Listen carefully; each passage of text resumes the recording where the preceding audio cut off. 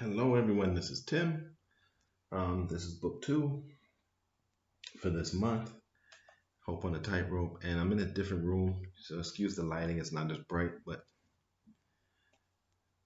this is what happens when you don't have the stability that you need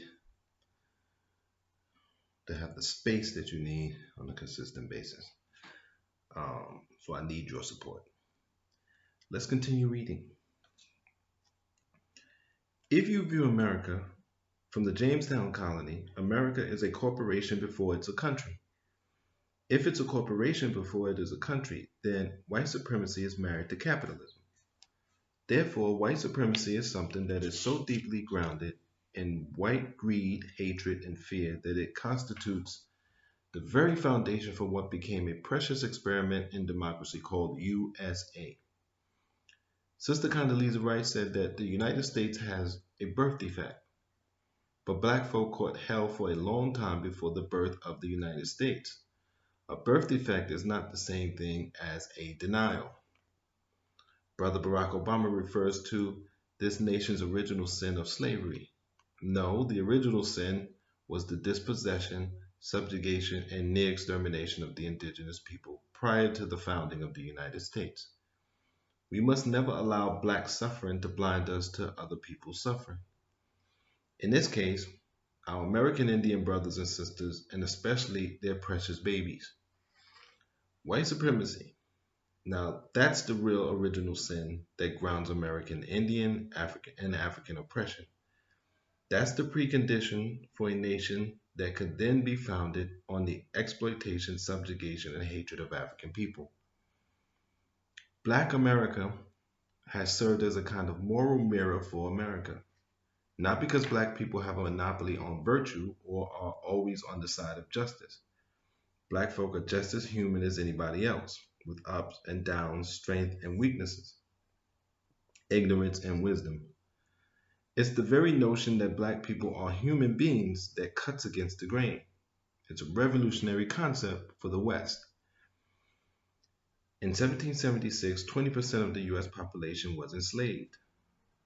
It's crucial to see America not as the great city on the hill, um, or the last hope of earth, as Lincoln said. America must also be seen as an Egypt. In the early 20th century, immigrants from around the globe looked to America for opportunity, while Marcus Garvey was trying to lead black people out of America and back to Africa. The image of black people wandering in America's Egypt that cuts against the grain. I was 11 years old and had never learned how to swim, so my dear track coach asked me to get into a swimming pool one day. I jumped in, and all these white folks just started running away, as if something bad had happened. I didn't know what was going on. I had impurified the pool, you see. The question rose in me, where does this notion of white purity come from? It was exciting and difficult for me to go to Harvard and Princeton. I became part of the first generation of young black people to attend Princeton's lily white institution in significant numbers. Owing to my okay, owing to my where was I? Oh, owing to my family, church, and the black social movement.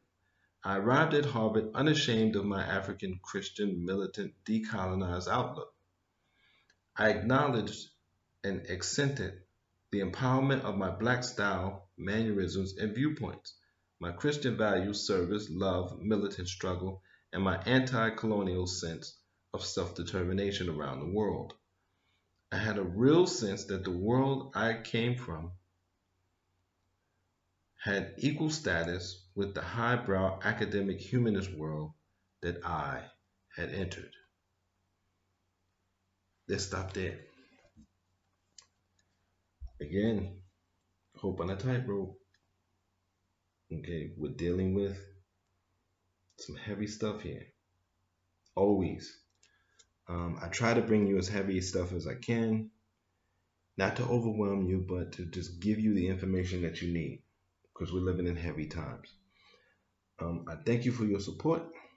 Until next time, please take care of your mind, take care of your body, and be safe.